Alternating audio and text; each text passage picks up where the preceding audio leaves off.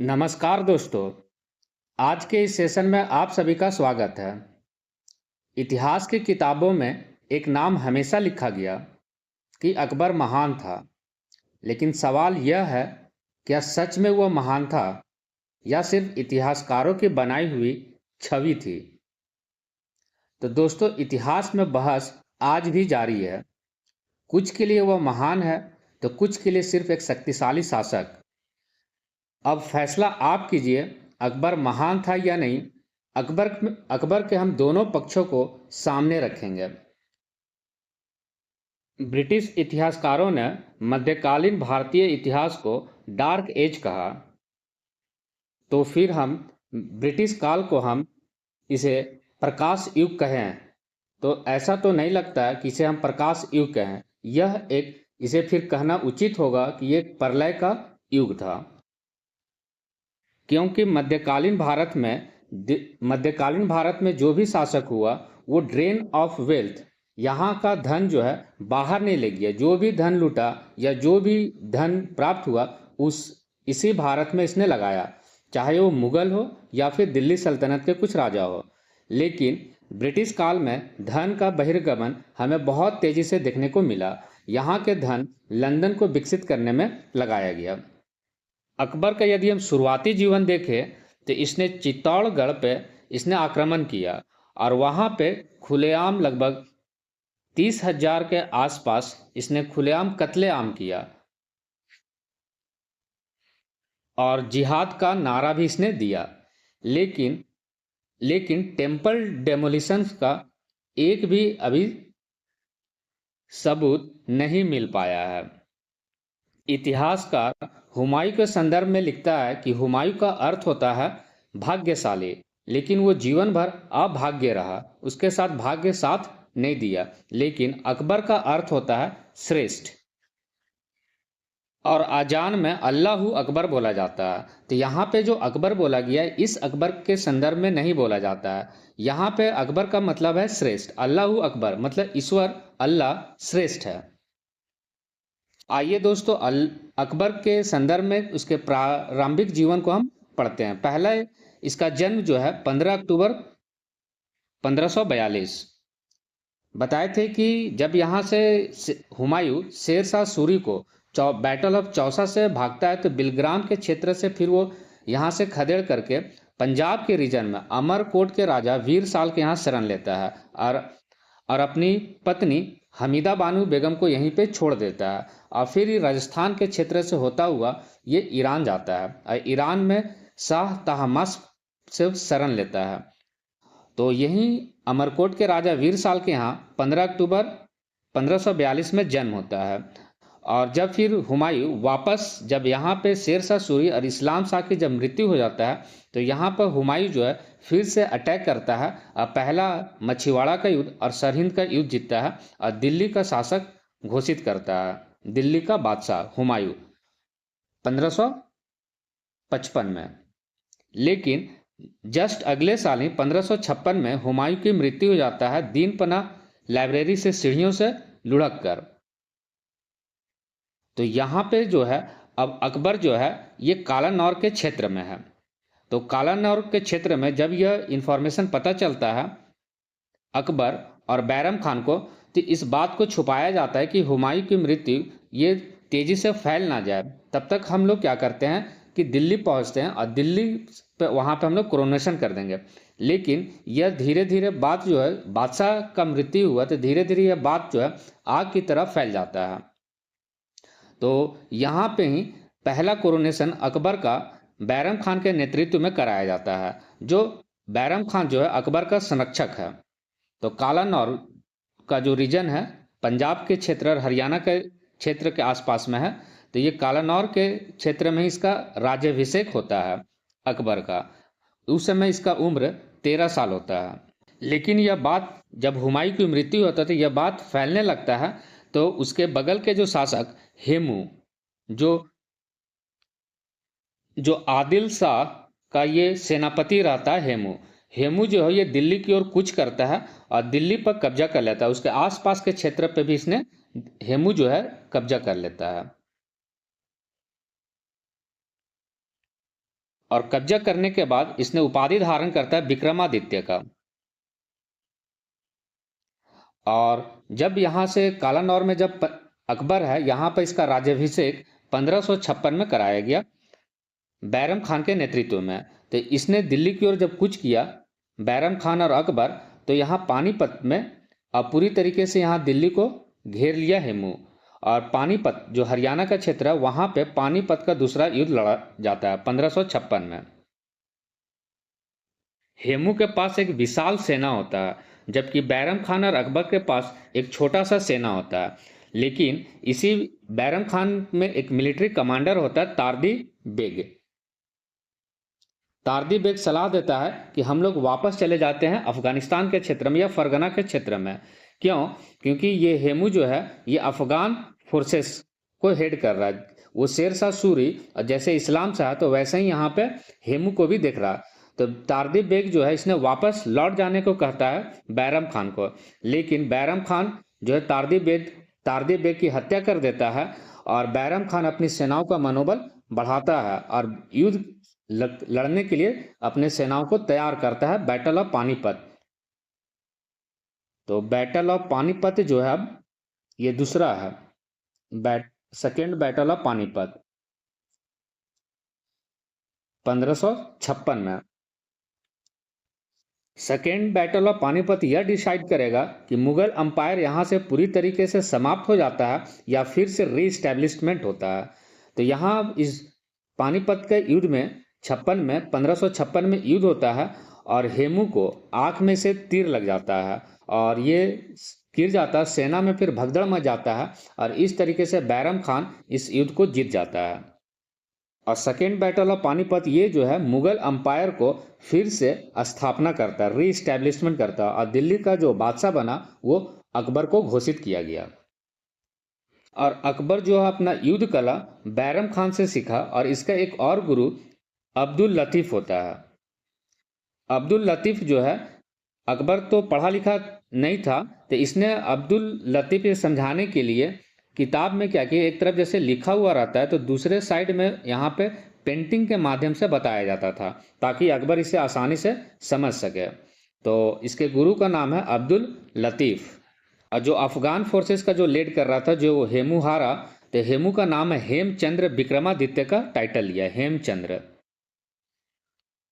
अकबर का उम्र मात्र 13-14 साल है। तो यहाँ पे जो सबसे स्ट्रांग पोजीशन पे है वो बैरम खान है। बैरम खान जो है ये प्रोटेक्टर है अकबर का और यहाँ पे इसे पीएम बनाया गया है, वजीर बनाया गया, वकील। तो ये सबसे मोस्ट पावरफुल पोस्ट है। और अकबर की जो धाय माँ हुई महम अंगा, जो फॉस्टर मदर है, जिसे अकबर जो है जिसे बचपन से जो पाली, तो वो है महम अंगा। तो इन दोनों का बहुत ज़्यादा स्ट्रांग पोजीशन है अकबर के समय में, बैरम खान और महम अंगा का। और अकबर देखा कि बादशाह का कोई मतलब बात ही नहीं सुन रहा, तो इसने क्या किया, पहले आगरा से शिकार खेलने के माध्यम से इसने दिल्ली गया और दिल्ली से घोषणा किया, दिल्ली से घोषणा की कि बैरम खान जो है ये वकील नहीं रहे, प्रधानमंत्री नहीं रहे। तो यह बात जो है बैरम खान को अच्छा नहीं लगा, क्योंकि बैरम खान को एक बहुत बड़ा पद मिला हुआ था उस समय सबसे मोस्ट पावरफुल पोस्ट था, जिसमें बैरम खान को आर्मी का भी देखना होता था, फिर फाइनेंस मिनिस्ट्री भी देखता था, फिर न्याय भी देखता था, अपॉइंटमेंट ही देखता था। तो इसलिए ऐसा लगता था कि पूरा जो देख रेख जो है वो बैरम खान ही बादशाह है।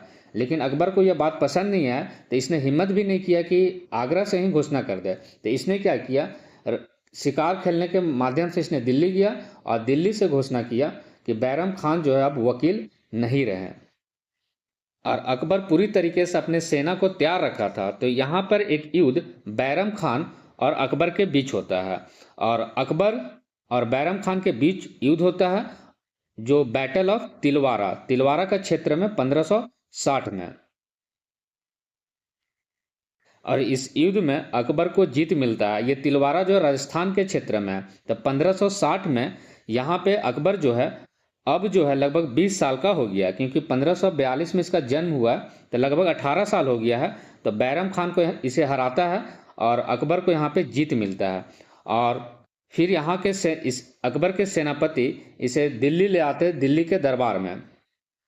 जब दरबार में बैरम खान को सेनापतियों के द्वारा लाया जाता है तो अकबर खुद सामने जा कर के बैरम खान के पास कहता है कि इस पहले झुकता है और बोलता है कि आपने जब आपका जो कार्य है मुगल कभी से भुला नहीं सकता, और आप जो रिवॉल्ट किए हैं तो आपको कभी मैं मृत्यु दंड के बारे में सोच भी नहीं सकता।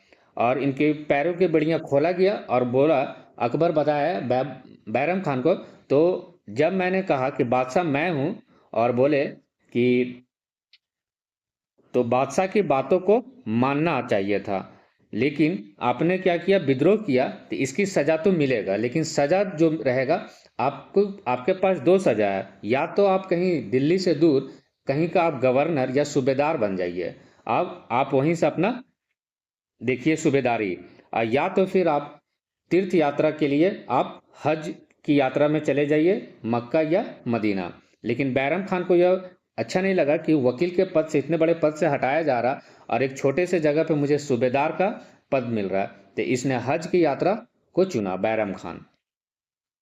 और बैरम खान जब हज की यात्रा पर निकला तो अहमदाबाद के क्षेत्र में वहां पे अफगानों के द्वारा बैरम खान को मार दिया जाता है।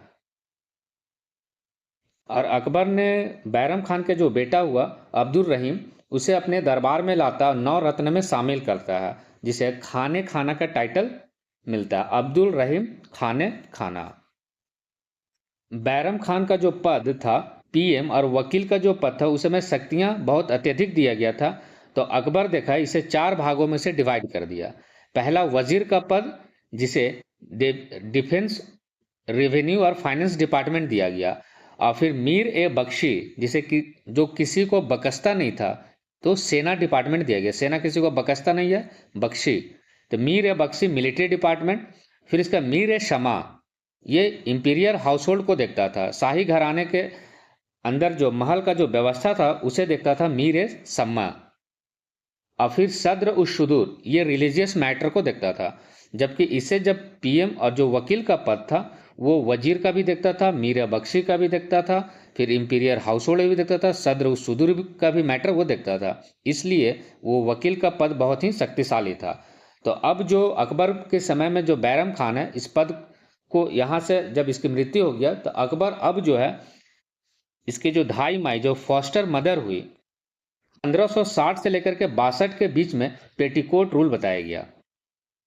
तो इसके जो बचपन में जो इसे पाली महम अंगा जो फॉस्टर मदर है, और इसके बेटे का नाम है आदम खान। आदम खान जो है वो अत्याचार करना शुरू कर दिया, और एक अकबर का जो सेनापति है अतगा खान की हत्या कर दिया। तो अकबर इससे गुस्सा गया और फिर इसे आदम खान को बुलाया दरबार में। तो आदम खान को अकबर ने समझाने शुरू किया कि आपने जो है अत्याचार या फिर जो सेनापति अतगा खान की हत्या क्यों किया। तो आदम खान ने बताया कि आप मुझे बोलिएगा, क्योंकि ये आदम खान जो है महाम अंगा का बेटा और इसे अपना बड़ा भाई मानता था, और आदम खान जो है तलवार निकाल दिया। तो अकबर को और गुस्सा आ गया, और इसके बगल के जो सेनापति जो रहते थे दरबार में, सभी लोग इसे आदम खान को पकड़ लिया। और अकबर को इतना क्रोधित हो गया कि आदम खान को आगरा के किले से इसे बोला कि ऑर्डर दिया कि इसे फेंकवा दो। तो आगरा का किले से आदम खान को फेंकवा दिया गया, लेकिन आदम खान अभी भी जीवित था, लेकिन फिर उसे किले से उठाया गया, तब तक फेंकवाते रहा जब तक आदम खान मर नहीं गया। जब यह बात महाम अंगा को पता चला तो वह गहरे सदमे में चली गई और फिर उसने राजनीति से त्याग कर दिया। अब 1562 में ही महाम अंगा का भी मृत्यु हो गया। तो अकबर जिस समय पूरी तरीके से स्ट्रांग पोजीशन में बैरम खान था अकबर के काल में, और महाम अंगा, ये दोनों ही जो है अब पूरी तरीके से अकबर जो है इंडिपेंडेंट हो गया, अब इंडिपेंडेंट शासन करना शुरू करेगा। 1560 से लेकर के 62 के बीच में जो है इसे पेटीकोट रूल कहा गया। पेटीकोट रूल उसे कहते हैं जब कोई शासक, जब कोई बादशाह या राजा जब पुरुष हो लेकिन पीछे से कोई महिला उसे चलाए, तो उसे हम लोग पेटीकोट रूल या पर्दा रूल कहते हैं। और अकबर का विवाह 1562 में अकबर और राजपूत प्रिंसेस हरकाबाई में हुआ। और इसने टाइटल दिया मरियम उस जमानी का हरका बाई को।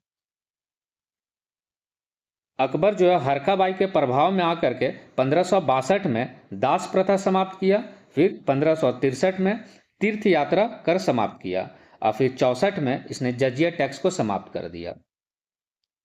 और फतेहपुर सिकरी का फाउंडेशन तैयार किया 1571 में, आगरा के पास में है, आगरा में। और 1575 में इसने एक इबादत खाना बनाया फतेहपुर सिकरी में, 1575 में। इबादत खाना एक ऐसा होता था बिल्डिंग की, जैसे कि कई रिलीजियस हेड को बुलाया जाता था, जैसे हिंदू पंडित को बुलाया गया, प्रीस्ट को, फिर मुस्लिम उलेमास को बुलाया गया, सिख को बुलाया गया, क्रिश्चियन को बुलाया गया। क्रिश्चियन उस समय तो जो पोर्तुगीज वगैरह था, अब बीच में अकबर बैठता था। इस टाइप का बनावटी था इबादत खाना का। और यहाँ पर धर्म गुरुओं के बीच में बहस चलता था। तब 1578 में जब इबादत खाना बन गया तो अकबर बीच में बैठा और चारों साइड उलेमा, प्रीस्ट और गुरु और पोप वगैरह रहते थे। जब इसमें धार्मिक चीज़ों को इसने बहस शुरू हुआ तो यहाँ पे विवाद होना शुरू हो गया 1578 में। 1578 में ही आपस में उलेमा कंजर्वेटिव माइंड के आपस में उलझ गए। तो अकबर देखा कि ऐसे तो चलेगा नहीं कि उलेमा का प्रभाव हमेशा रहेगा, पंडित का प्रभाव हमेशा रहेगा। तो इसने 1589 में इसने मजहर की घोषणा किया। मजहर का मतलब होता है धार्मिक मामले में बादशाह का ही अंतिम फैसला मान्य होगा।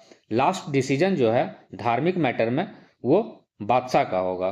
तो मजहर की घोषणा इसने 1579 में किया। और इबादत खाना जो 1575 में फतेहपुर सिकरी में बनाया गया, और उसका जो डिबेट शुरू हुआ तो 1578 में, जो विवाद का कारण हो गया। फिर इसने 1579 में मजहर की घोषणा कर दिया। किस तरीके से थ्योरी ऑफ डिवाइन किंगशिप अब देखने को मिल रहा है कि जो भी मैटर होगा धार्मिक मैटर, वो अंतिम फैसला जो है बादशाह का होगा। और 1582 में इसने एक नया धर्म चलाया, एक अलग से सभी धर्मों से जो अच्छे अच्छे पॉइंट्स था उसे निकाल लिया, और एक दीन इलाही एक नया ड्राफ्ट किया फैजी ने।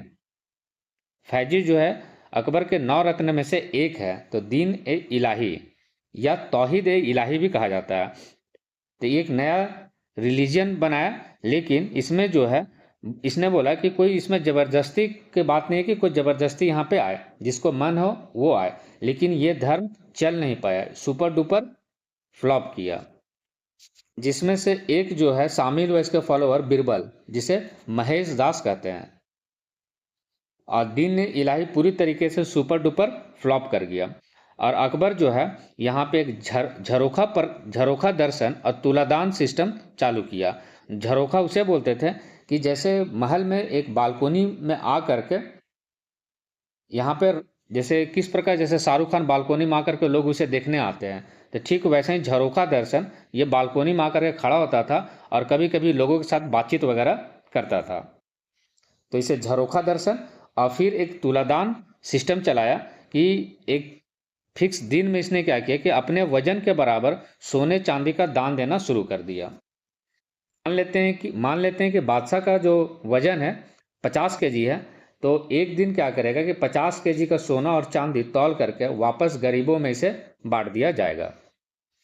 तो झरोखा और तुलादान जो है अकबर ने ही शुरू किया। अकबर के दरबार में 9 रत्न रहते थे, 9 स्कॉलर्स। पहला अबू फजल जो है ये इसने अकबरनामा और आईने अकबरी लिखा। फिर इसके बाद एक फैजी, एक पोएट है, जिसने पंचतंत्र को पर्शियन भाषा में ट्रांसलेट किया। फैजी पंचतंत्र को जो संस्कृत भाषा में लिखा हुआ था पंचतंत्र, तो उसे ये फारसी भाषा में अनुवाद किया फैजी। फिर इसके बाद एक तानसेन जो है एक ग्रेट सिंगर और एक मिनिस्ट्री ऑफ कल्चर इसे दिया गया तानसेन को। और बीरबल जो है ये फॉरेन मिनिस्टर था इसके काल में। फिर इसके काल में एक फेमस मुल्ला दो प्याजी था जिसे होम मिनिस्ट्री दिया गया। और एक राजा टोडरमल जो है इसे फाइनेंस मिनिस्टर दिया गया। और अकबर का जो आर्मी कमांडर हुआ, उसका जो हेड हुआ वो राजा मान सिंह हुआ। फिर इसके बाद जो है अब्दुल रहीम खाने खाना, जो बैरम खान का जो बेटा हुआ, उसे डिफेंस मिनिस्टर दिया। और क्योंकि बैरम खान भी जो था वो डिफेंस से रिलेटेड था, आर्मी कमांडर था, वकील का पद मिला हुआ था, तो इसे डिफेंस मिनिस्टर दिया किसे, अब्दुल रहीम खाने खाना को। और फ़कीर अजीउद्दीन को इसे रिलीजियस मिनिस्टर का पद दिया गया। लेकिन जो हेड है वो बादशाह सुप्रीम रहेगा। इसने क्या किया कि राजपूत नीतियों में बदलाव किया, राजपूत पॉलिसी में इसने बदलाव कर दिया। सबसे पहला इसने मैरिटल अलायंस कर लिया हरखा बाई से, और हरखा बाई जो है राजा भारमल की बेटी हुई। जो अमेर के राजा जो है कछवाहा, उन अमेर के राजा जो कछवाहा हुआ वो राजा भारमल हुआ, उसकी बेटी का नाम हरखा बाई, और बेटा का नाम भगवंत दास और सूरजमल। इसी भगवंत दास के एक बेटा जो है मान सिंह और बेटी जो है मान बाई। यही मान सिंह जो है आर्मी कमांडर अकबर का रहता है। अकबर जो राजपूत नीति में इसने दमन और समझौते की नीति को अपनाया, सप्रेशन और कंप्रोमाइजेस। तो इसने सबसे पहले बोला कि हम समझौता कर लो, मेरे अधीनता को स्वीकार कर लो, यदि अधीनता स्वीकार नहीं होगा तो फिर हम दमन करेंगे। तो कई लोगों ने इसकी अधीनता को स्वीकार कर लिया, लेकिन उसमें से महाराणा प्रताप जो है अधीनता को स्वीकार नहीं किए। जो मेवाड़ का राजा महाराणा प्रताप, जिसकी राजधानी चित्तौड़ थी, तो महाराणा प्रताप जो है अकबर की अधीनता को स्वीकार नहीं किए। तो अकबर सबसे पहले क्या करता था, राजपूतों के साथ समझौते की नीति करता था, और पहले सुजरेंटी को फॉलो करने बोलता था कि मेरी अधीनता को स्वीकार कर लो, एक्सेप्ट कर लो, यदि एक्सेप्ट नहीं करेगा तो हम दमन की नीति को अपनाएंगे। तो फिर क्या होगा, युद्ध होगा दोनों के बीच में। और इसने राजपूत रूलर्स को क्या किया, रेस्पेक्ट्स देना चालू किया, और यहाँ मनसबदारी सिस्टम लागू किया राजपूतों पर। तो इसने एक नया सिस्टम लागू किया, मनसबदार पद देना चालू किया। तो आइए देखते हैं मनसबदारी सिस्टम क्या था। तो इसने सबसे पहले मिलिट्री रिफॉर्म्स में क्या किया कि चेहरा और जो दाग सिस्टम पहले से चल रहा था उसे कंटिन्यू रखा। सैनिकों का हुलिया और घोड़े पर इसने दागना शुरू किया ताकि पहचाना जा सके कि इस सैनिक का यह घोड़ा है। मनसबदारी सिस्टम जो था ये हेरिडेटरी नहीं था, तभी इसका मनसबदारी जो है वो सफल रहा। यदि हेरिडेटरी रहता तो फिर ये सफल नहीं होता। और फिर जो मनसबदारी में जो सैनिक होते थे तो उसे कैश में सैलरी दिया जाता था। तो उसमें पठान भी था, मुस्लिम्स भी था, हिंदू भी था, राजपूत भी था, मतलब सभी लोग शामिल था, लेकिन ज़्यादातर जो है पठान और मुस्लिम्स को शामिल किया जाता था। तो मनसबदारी था इसे दिया जाता था जैसे 400/400। तो ये हमेशा जब भी दिया जाता था तो डेसिमल पद्धति पे दिया जाता है। डेसिमल कहने का मतलब है 1 2 0 3 से लेकर के 9 तक। ये डेसिमल का मतलब वो पॉइंट वाला डेसिमल नहीं, 1 से लेकर के 9 तक का इस्तेमाल किया जाता था, लेकिन ये हमेशा 2 डिजिट में होता था। सबसे लोवेस्ट जो होता था वो 2 डिजिट में, तो 10 मनसब दिया जाता था सबसे लोवेस्ट। तो ये हमेशा ऑब्लिक में दिया जाता था। पहला जो दिखाता था, शो करता था, वो रैंक को शो करता था, और दूसरा जो शो करता था ये कैवेलरी मैन को शो करता था कि कितने घुड़सवार है। तो मान लेते हैं कि जिसका रैंक 400 है तो उसके पास घुड़सवार कितने हैं, तो 400 है। मान लेते हैं कि जिसका रैंक 400 है और यहाँ पे 300 रहता है, तो 400 रैंक वाले के पास कितने घुड़सवार है, 300, मीन्स उसके पास 300 सैनिक है। मान लेते हैं मैं बादशाह हूँ, मुझे किसी को मनसबदारी देना है। मान लेते हैं कि किसी एक लड़के को, मान लेते हैं इस राहुल को हमें क्या करना है कि मनसब देना है।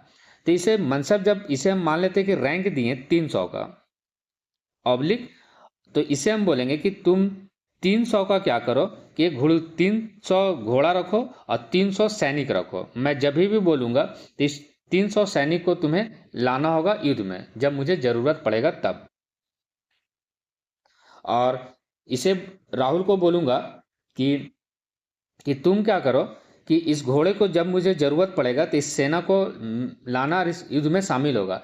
उसे मैं तुम्हें जितना भी जो तुम्हारा जो इलाका था, जो जागीर लैंड था, मैं उसे दे देता हूँ। तुम वहाँ पे शासन करो, तुम वहाँ पे अपना प्रशासन भी देखो, रिलीजियस मैटर भी देखो, वहाँ पर न्याय व्यवस्था भी देखो, अपॉइंट भी करो, लेकिन अपने नाम का सिक्का नहीं चलाना है।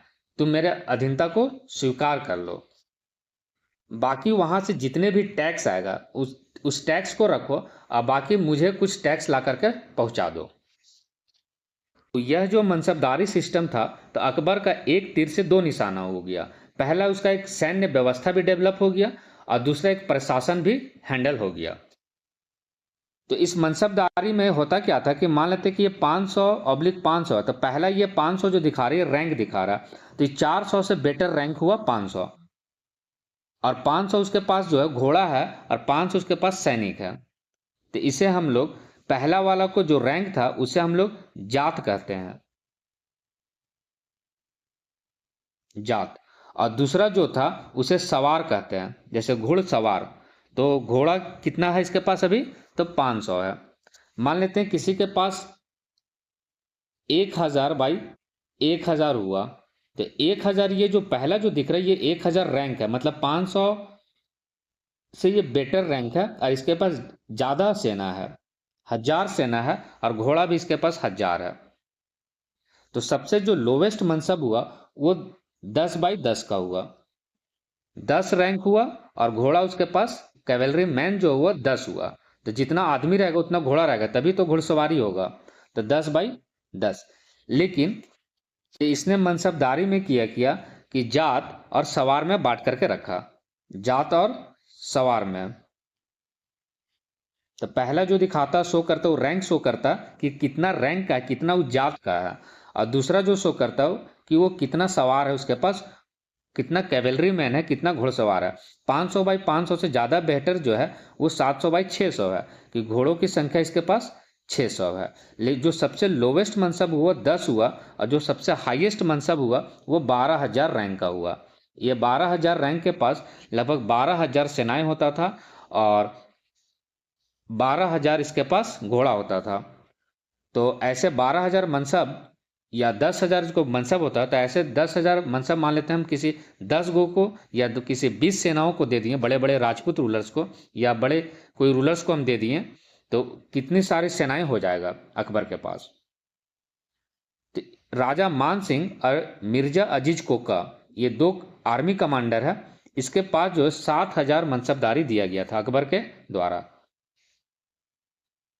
7,000 मनसबदारी। ये मनसबदारी जो ये 3 कैटेगरी में बटा हुआ था। पहला जो कैटेगरी था जो लोवेस्ट 10 था, तो 10 से 500 जो रैंक होता था, 10 से 500 के बीच में जो रैंक हुआ, तो उस रैंक को हम लोग मनसबदार कहते थे। लेकिन सेकंड जो हुआ वो 500 से लेकर के 2500 के बीच में जो है, उस मनसबदार को हम अमीर कहें, क्योंकि मनसब से ये क्या है, अमीर है। और अमीर से भी एक और अमीर है जिसे अमीर सदा कहें, अमीर सदा। ये 2500 से इसका रैंक जो है 2500 से लेकर के लगभग 12,000 इसका रैंक है। तो इसे हम लोग अमीर सदा कहें, है सभी मनसबदारी ही, लेकिन अलग अलग इसका नाम है। 10 से 500 के बीच में मनसबदार, 500 से 2500 के अमीर, अब 2500 से 12,000 के बीच में उससे भी अमीर, अमीर सदा। मान लेते हैं कि एक मनसबदारी जिसे हम दिए अभी 500/500 है, तो इसका 500 रैंक है, मीन्स जात है, यह पता चल गया। और फिर इसके बाद इसका 500 घुड़सवार है, मीन्स सवार है। तो होता क्या था कि मानते युद्ध में यदि 500 उसके पास घोड़ा है और 500 ही उसके पास घुड़सवारी है, कैवेलरी मेन है, तो मान लेते कोई घोड़ा युद्ध के समय में थक गया या उसे चोट लग गया या घोड़ा कोई मर गया, तब तो फिर एक जो सैनिक है वो तो फिर खाली हो जाएगा। तो इसलिए यहां पर एक और सिस्टम लाया गया, दाहभिष्टि सिस्टम। दाहभिष्टि सिस्टम में बोला गया कि हमें जो है डबल रखना है घोड़ा, जितना भी रैंक है रैंक के हिसाब से हमें डबल घोड़ा रखना है, ताकि दाहभिष्टि सिस्टम से ये फायदा हुआ कि मान लेते कि युद्ध में कोई घोड़ा मर गया या फिर उसे चोट लग गया या थक गया घोड़ा, तो उसे हम रिप्लेस कर सकें। तो मान लेते हैं किसी के पास जो 10 रैंक है, तो उसके पास घोड़ा 20 रखा गया दाहभिष्टि सिस्टम के अंतर्गत। जिस किसी के पास 500 रैंक था, 500 ऑब्लिक, तो दाहभिष्टि सिस्टम के हिसाब से उसे 1000 घोड़ा रखना पड़ता था। तो ये हमेशा घोड़े को मेंटेन करके रखता था डबल, दाहबिस्टी सिस्टम मीन्स डबल घोड़े को मेंटेन करके रखता था। तो जात उसका यदि 500 है तो उसके पास घोड़े रखने का जो रखा गया वो 1000। यदि 3000 है तो उसके पास घोड़ा जो उसे डबल कर देंगे तो 6000। तो इससे अकबर के साथ ये हुआ कि उसका आर्मी सिस्टम और भी स्ट्रांग हो गया। इसके बाद जो है हम देखेंगे कि अकबर के काल में भूमि कितने प्रकार का था। तो सबसे पहले फर्टिलिटी के हिसाब से देखेंगे कि भूमि जो है 4 भाग में बटा हुआ था। पहला था पोलज, जो सबसे कल्टिवेबल लैंड था, जो सबसे फर्टाइल लैंड था, इसी से सबसे ज़्यादा टैक्स आता था, पोलज लैंड से। तो पोलज। और दूसरा परती, कभी कभी हम लोग बोलते भी हैं कि ये परती भूमि है, मतलब यहाँ पे जो कल्टीवेशन है 1-2 साल का यहाँ पर गैप हो जाता है। 1-2 साल गैप करने के बाद यहाँ पे हमें एग्रीकल्चर देखने को मिलेगा, तो ये परती भूमि हुआ। फिर तीसरा जो है चाचर, ये 3 से 4 साल पे कल्टीवेशन होता था। तो यहाँ पे जो कल्टीवेशन होगा गैप जो 3-4 साल का हो जाता था। अब बंजर भूमि जो है यहाँ किसी भी प्रकार का कल्टीवेशन नहीं होता था, एग्रीकल्चर यहाँ पे किसी भी प्रकार का नहीं था, ये सबसे बैड लैंड था। तो पोलज, परती, चाचर और बंजर। लेकिन पोलज और परती से ही सबसे ज़्यादा अकबर को टैक्स आता था, हाईएस्ट टैक्स पोलज और परती से ही। अकबर के पास जितना भी बड़ा साम्राज्य था उसका जो जमीन का जो हक था वो अकबर के पास था। लेकिन राजपूतों को उसने जागीर लैंड देना शुरू किया, मनसबदारी बनाना शुरू किया। बोला कि तुम वहाँ पे क्या करो कि अपना जो जागीर लैंड है उस जागीर भूमि पे वहाँ पे खुद का प्रशासन चलाओ, न्याय व्यवस्था देखो, रिलीजियस मैटर देखो, लॉ एंड ऑर्डर मेंटेन करके रखो। लेकिन जब मैं युद्ध में बुलाऊंगा तो युद्ध में अपना सेना देना होगा, और मुझे वहाँ से जो टैक्स कलेक्शन होगा तो अपना जो प्रॉफिट होता है उस टैक्स का अपना निकाल लो, और फिर उस टैक्स का एक हिस्सा जो है मुझे ला करके दे दो। तो यहाँ पे सबसे पहले खालिसा भूमि था, जो सरकार का भूमि था। लगभग 80% पूरे साम्राज्य का 80% लगभग जो भाग था वो खालसा भूमि था, सरकार के पास था। कुछ जागीर लैंड दिया गया जो मनसबदारों को दिया गया था। जो राजा राजपूत रूलर्स होते थे तो उसे जो है समझौते का नीति किया था। तो समझौते की नीति में उसने क्या किया कि उस साम्राज्य को, उस राज्य को छोड़ दिया और बोला कि तुम हमारी सुजरेंटी को एक्सेप्ट कर लो तो मैं तुम्हें मनसबदारी दे दूंगा। यह जो मनसबदारी था इसे सैलरी भी मिलता था। मान लेते हैं कि जैसे 5000 जिसे मनसबदारी दिया गया, रैंक उसका 5000 है, मतलब बहुत बेहतर है ये, 5000 उसे रैंक दिया हुआ। तो 5000 जिसे मनसबदारी दी गया, लगभग उसे 1 महीना में उसे 30,000 रुपया का सैलरी मिलता था पर मंथ, जो उसे 30,000 सैलरी मिलेगा। और वहाँ से जो टैक्स कलेक्शन करेगा 30,000 के बाद जो है वो वापस अकबर ले लेगा। मान लेते हैं किसी के पास 3,000 का मनसब मिला हुआ, रैंक मिला हुआ, मीन्स जात मिला हुआ, तो उसका लगभग जो है 17,000 उसका सैलरी था पर महीना। तो जागीर भूमि जो है मनसबदारों को दिया जाता था। फिर एक पैबाइकी लैंड था। तो जब बाढ़ या सूखा आता था तो अकबर उसे बाढ़ या सूखे में पैबाकी भूमि देता था।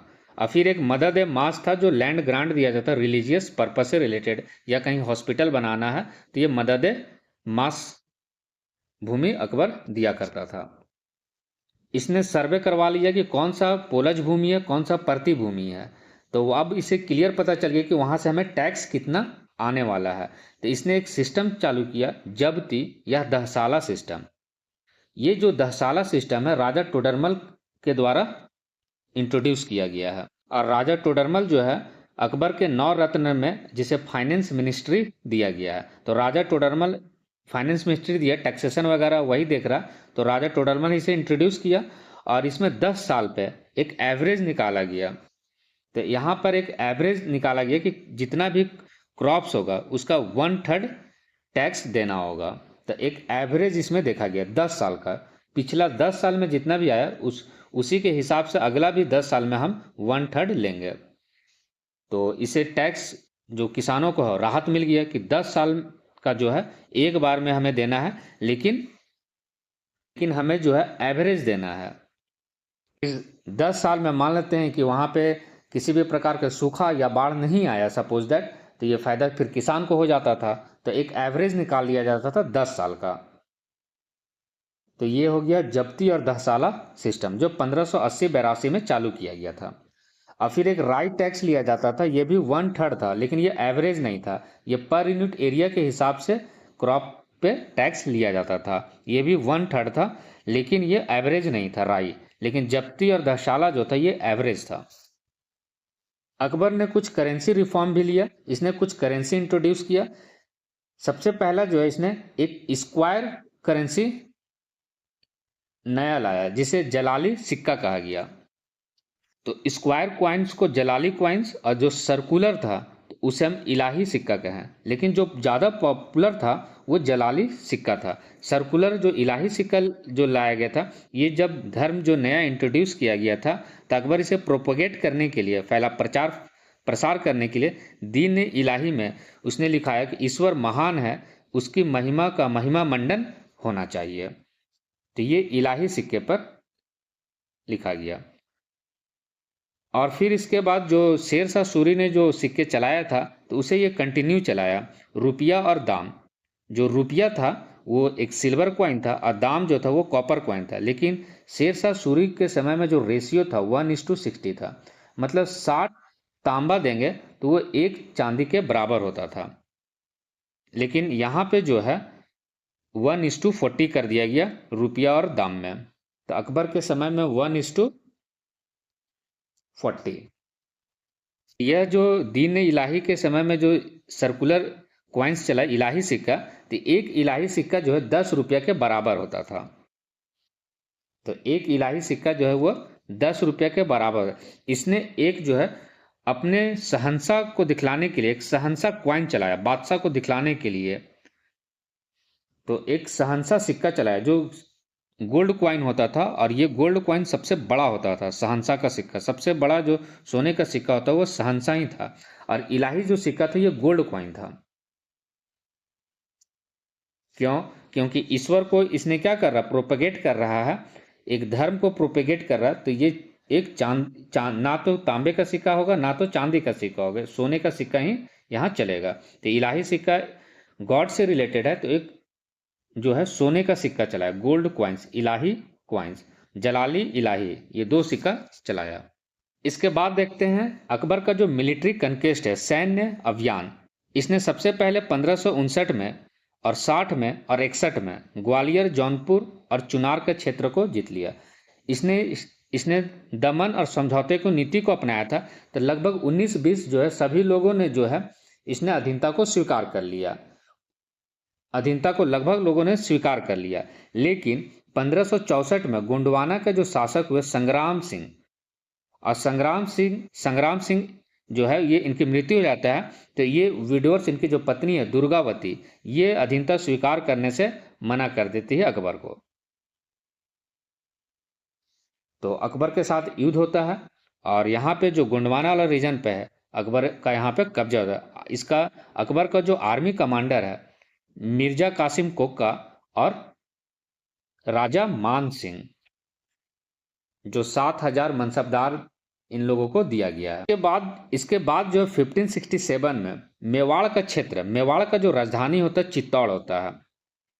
जब बादशाह घोषणा करता है कि मेरी सुजरेंटी को, मेरे अधीनता को स्वीकार कर लो, तो उसमें से एक और चित्तौड़ का राजा उदय सिंह 1567 में इसने स्वीकार नहीं किया, और दोनों के बीच में युद्ध होता है।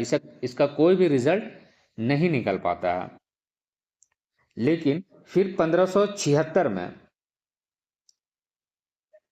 राजा उदय सिंह का बेटा महाराणा प्रताप के बीच में युद्ध होता है, बैटल ऑफ हल्दी घाटी में।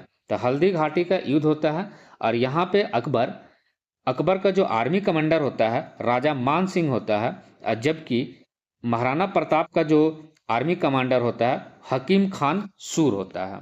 और इसी युद्ध में जो अकबर जो है सरेआम कत्लेआम करता है, लगभग 30,000 जो है वहाँ पे कत्ले करता है सरेआम, चित्तौड़गढ़ के पास में।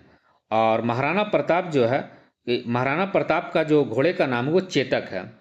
तो ये चेतक की तरह पूरा रेड लाइटनिंग की तरह घोड़े जो है दौड़ता था। और अकबर जो है कहता था कि ये जो कत्लेआम हो रहा है वहाँ पे राजा मान सिंह के द्वारा, की एक हिंदू है आर्मी कमांडर अकबर का जो राजा मान सिंह है, और महाराणा प्रताप से एक जो है हकीम खान सूर है आर्मी कमांडर। तो ये एग्जाम में पूछता भी है कि महाराणा प्रताप की तरफ से कौन युद्ध लड़ रहा था, हकीम खान सूर, और जबकि अकबर के तरफ से राजा मान सिंह के द्वारा लड़ा जा रहा। और इस युद्ध जो है इतिहासकारों के बीच में ये मतभेद है। इसके बाद नेक्स्ट जो युद्ध होता है 1572 में गुजरात कैंपेन। गुजरात कैंपेन, यहाँ का जो शासक होता बहादुर शाह, इसने पहली बार बहादुर शाह ने जब अकबर ने कहा कि हमारी अधीनता को स्वीकार कर लो, तो इसने अधीनता को स्वीकार कर लिया। लेकिन फिर बाद में जो यहाँ पे अकबर था अधीनता को स्वीकार किया और फिर वापस अकबर चला गया। लेकिन जब वापस अकबर गया तो इसने फिर से इंडिपेंडेंट घोषित कर दिया बहादुर शाह। अकबर फिर से वापस आता है और यहाँ पहली बार गुजरात में समुद्र और पोर्तुगीज को देखता है, और इस गुजरात अभियान को पूरी तरीके से यहाँ पे कुचल देता है अकबर। और ये अब तक का सबसे तेज, ये वापस फतेहपुर सीकरी से वापस लौट करके गुजरात आता है और बहुत स्पीड से रेड लाइटनिंग कर करके यहाँ पे पहुँचता है और गुजरात कैंपेन में पूरी तरीके से सबको क्या करता है, नष्ट कर देता है। और अकबर ने इस जीत के उपलक्ष्य में, क्योंकि इसने पहली बार स्वीकार कर लिया और फिर वापस इंडिपेंडेंट घोषित कर दिया, तो अकबर को इस बात को और ज़्यादा इसे गुस्सा हो गया और फिर इसने इस जीत के उपलक्ष्य में फतेहपुर सीकरी में बुलंद दरवाज़ा बनवाया। 1576 में इसने बुलंद दरवाज़ा बनाया। 1572 में ये युद्ध हुआ था, तो इसी के याद में एक बुलंद दरवाज़ा बनवाया गया फतेहपुर सीकरी आगरा में। फिर इसके बाद 1585-86 में कश्मीर में युद्ध करने के लिए बीरबल को भेजता है। बीरबल एक आर्मी कमांडर भी होता है और यहाँ पे कश्मीर में यूसुफजई ट्राइब्स के साथ लड़ते बीरबल की मृत्यु हो जाता है। तो बीरबल की जो मृत्यु है वो कश्मीर में युद्ध करने में होता है यूसुफजई ट्राइब्स के अगेंस्ट में। तो ये रहा उत्तर भारत का कैंपेन अकबर का। अब कुछ दक्षिण भारत का कैंपेन है। तो अब 1591 में खान देश में इसने जो अली खान ने इजली इसने एक्सेप्ट कर लिया सुजरेंटी को। 1597-600 के आसपास में अहमदनगर जहाँ का जो रूलर हुआ चांद बीबी, तो वहाँ पर भी अकबर का कब्जा हो गया। लेकिन ठीक अगले 2 साल के बाद, ये अगले 1601 में 1591 में खानदेश में किया था, तो अगले 10 साल के बाद जो है खानदेश फिर से क्या किया, मीर बहादुर के समय में खुद को इंडिपेंडेंट घोषित कर दिया। जिस तरह गुजरात कैंपेन में बहादुर शाह किया, तो यहाँ पे मीरन बहादुर, दोनों में बहादुर लगा हुआ है। तो बहादुर है इसीलिए इसने क्या किया, इंडिपेंडेंट घोषित कर दिया। लेकिन अब अकबर का बहुत उम्र होने की वजह से तो अकबर यहाँ कूटनीति के तरीके से इसे जीत लेता है और असीरगढ़ का किला को कैप्चर कर लेता है।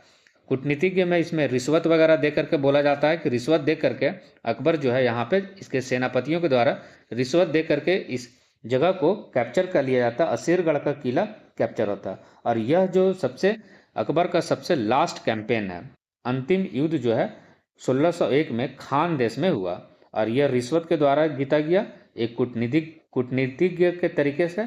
और किला को कौन सा कैप्चर किया गया, तो असीरगढ़ का किला। अब अकबर का उम्र हो जाता है तो जहांगीर जो है गद्दी प्राप्त करना चाहता है और ये मुगल डायनेस्टी में पहला ऐसा केस है जो अपने पिता के खिलाफ रिवॉल्ट करता है, वो है जहांगीर। तो जहांगीर जो है अकबर के खिलाफ रिवॉल्ट करता है, विद्रोह छेड़ता है और इसने घोषणा करता है कि अकबर यदि खुद आता है तो जहांगीर स्वयं जाएगा, और यदि अकबर किसी अपने सेनापति को भेजता है तो मैं भी अपने सेनापति को भेजूंगा। तो इस प्रकार जो अकबर जो है अबू फजल को भेजता है रिजॉल्व करने के लिए कि जहांगीर को क्या प्रॉब्लम है, तो इलाहाबाद के किले में। और जहांगीर जो है इसने जो है अपने सेनापति वीर सिंह बुंदेला को भेजता है। वीर सिंह बुंदेला जो है अबू फजल की हत्या कर देता है। तो ये 1602 में अबू फजल की हत्या हो जाता है और 1601 में अकबर जो खान देश को जीतता है, असीरगढ़ का किला। और 1605 में अकबर की मृत्यु हो जाता है डिसेंट्री के वजह से। इसके बाद जो है अकबर के आर्ट, लिटरेचर एंड आर्किटेक्चर को समझते हैं। इसमें जो है सबसे फेमस पेंटर दासवंत, बासवंत और केसु रहता है। और हुमायूं के समय में जो दो पेंटर फेमस था, मीर सैयद अली और अब्दुल समद, इन दोनों ने अकबर के काल में भी पेंटिंग शुरुआत की, क्योंकि हुमायूं का जो काल था वो ज़्यादा समय तक नहीं रहा, तो वो उन लोग भी था। और जो फेमस पेंटर थे दासवंत, बासवंत और केसु। और यहाँ पे अकबर ने एक स्टूडियो सेटअप किया जिसे कारखाना बोला गया, और यहाँ पे तस्वीर बनाया जाता था, पेंटिंग्स वगैरह बनाया था। कई लोग पेंटिंग्स जब बनाता था तो उसमें चार पांच लोग मिल करके एक पेंटिंग को बनाता था, जिसे हम लोग कारखाना बोला गया। वहाँ पेंटिंग तैयार किया जाता था और वो 3D पेंटिंग बनाया जाता था। और अकबर के काल में द्वारा में बनाया गया जो फेमस पेंटिंग है, एक तूतीनामा और एक हमजा नामा। तूतीनामा, तोते की कहानी, और दूसरा जो है हमजा नामा। तो ये अकबर के समय में बनाया गया हमजा नामा, दो फेमस पेंटिंग्स है। ये शाही दरबार को दिखाता था, और तूतीनामा जो है और एक तोते की कहानी को दिखलाता है। और ये 3D पेंटिंग्स बनना शुरू हो गया। अकबर के काल में जो फेमस आर्किटेक्चर, आगरा का किला बनना शुरू हुआ 1565 में। और इस आगरे के किले में चार बाग शैली को बनाया गया। जो बाबर ने शुरू किया था चार बाग शैली, मतलब बगीचों का शुरुआत किया था। बेहतरीन तरीके से बगीचे जो है फूल पत्तियों से सजाना शुरू हुआ था। आगरा का किले में चार बाग स्टाइल का यूज़ किया गया, और इसके अंदर में कई बिल्डिंग्स बनाए गए। एक मोती मस्जिद बनाया गया जो शाहजहां के द्वारा बनाया गया, आगरा किले के अंदर में ही। फिर आगरा के किले के अंदर में दीवाने आम और दीवाने खास, जो शाहजहां ने बनाया आगे चल करके। तो दीवाने आम जो था ये आम आदमी लोग के लिए था, कोई भी आदमी आता था तो ये आम जगह पे वहाँ कोई भी बैठ सकता था। और फिर बात होता, यदि वहाँ पे बादशाह रहता तो जिसे बात करना चाहता था। और दीवाने खास, कोई खास व्यक्ति आता था तो वो खास जगह बैठाया जाता था, तो दीवाने खास। फिर एक अकबर के द्वारा एक आगरा फोर्ट के अंदर में ही एक जहांगीरी पैलेस बनाया गया, और शाहजहां के द्वारा शीश महल बनाया गया आगरा फोर्ट के अंदर। आगरा फोर्ट जो है पूरे भारत का सबसे बड़ा फोर्ट में से एक है। सबसे बड़ा फोर्ट जो है वो आगरा फोर्ट है। उसके अंदर में पूरा शहर बसा हुआ था, बाजार लगता था, पूरी तरीके से जो है वो बहुत बड़ा है आगरा का किला। इसके बाद अकबर के काल में ही फतेहपुर सिकरी एक शहर बसाया गया, जो इंडो इस्लामिक आर्किटेक्चर यहाँ बनने को दिखलाया गया है। और यहाँ पे एक नई राजधानी, जो शुरुआत में जो राजधानी बनाया उसने फतेहपुर सिकरी को ही नई राजधानी। और फतेहपुर सिकरी में ही बुलंद दरवाज़ा बनाया गया, जो गुजरात कैंपेन को दिखलाता है।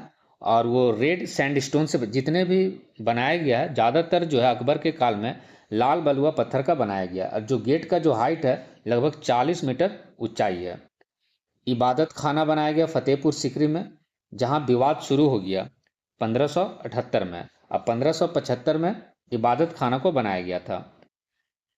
अकबर जो है आगरा के किले में जब रहता था तो यहाँ पे एक चेस खेलता था, एक आंगन बनाया था, 25 आंगन, जहाँ अकबर जो है चेस खेला करा। अकबर को चेस खेलना पसंद था। और इसका जो सबसे फेमस हाथी था वो हिरन था अकबर का।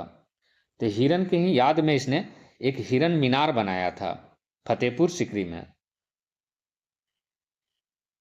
फतेहपुर सिकरी में ही एक मकबरा शेख सलीम चिश्ती का बनाया 1581 में, जो वाइट मार्बल के साथ जो है जाली का काम किया गया है, शेख सलीम चिश्ती का दरगाह।